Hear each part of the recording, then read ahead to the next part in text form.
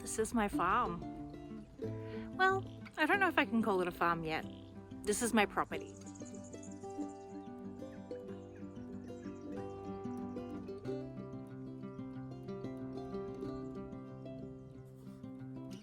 Hey friends, my name is Jess and I am coming to you from one of the paddocks on my property. I've lived here for, golly, I want to say about 8 years now. Yeah, it's been 8 years. 8 years that I've been living on this property.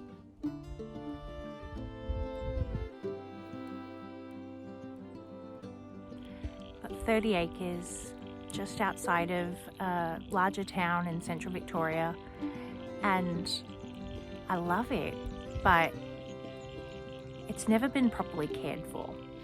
And I think I fell back in love with it during COVID times. You know, we had to stay home.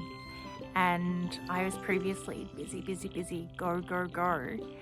And so I'd forgotten what it was about this property that makes it special. It's predominantly a bush block. Part of it's been cleared already.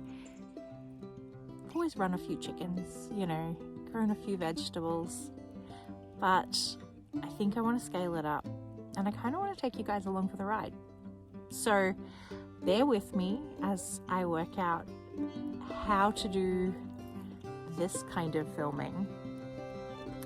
In my, you know, other life, actually, you know, work with makeup and I'm a trainer, and so I'm no stranger to the camera and whatnot, but this is probably one of the first times in recent times that I've turned the camera on without a lick of makeup on, and it's kind of vulnerable, but it's also kind of freeing.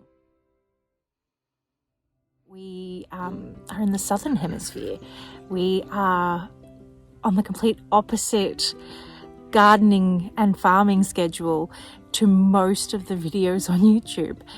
And as much as I adore all of the homesteading channels and farming and gardening channels from the Northern Hemisphere, our experience is just slightly different. And so I've been watching lots of videos and I cherish the other Australian channels and Southern Hemisphere channels that I've started to follow, but I just wanted to start sharing my journey. I'm in no way an expert.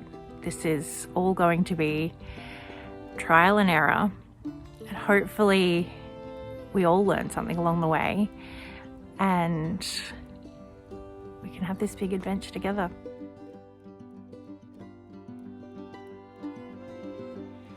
I've recently fallen in love with growing flowers. It's like a vision of mine now to have fields and fields full of gorgeous, rainbow, fragrant blossoms and blooms, and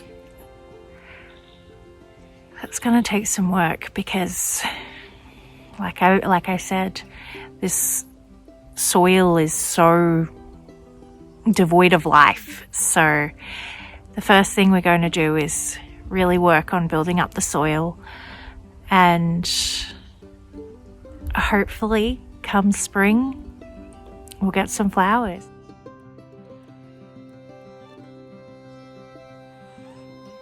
Now this video I'm shooting, and I'm not entirely sure if I'm going to share it because I'm really embarrassed with the state of the outsides of my house and the gardens and the yard and just the general disrepair. I mean, you can see that there's rubbish scattered everywhere. But I'm kind of shooting it maybe if not for public consumption, for a record for myself to show me where I started from.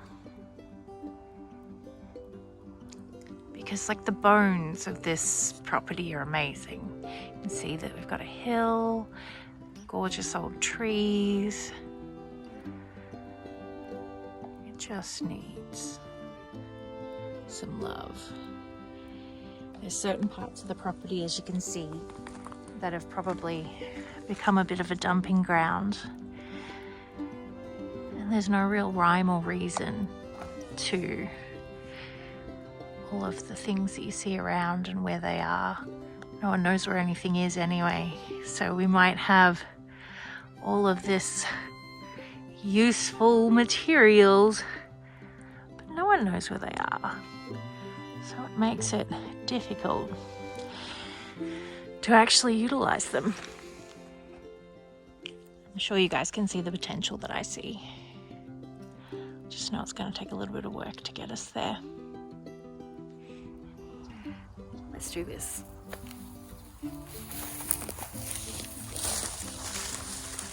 Oh, it's still filming. I'm definitely going to be learning things along the way.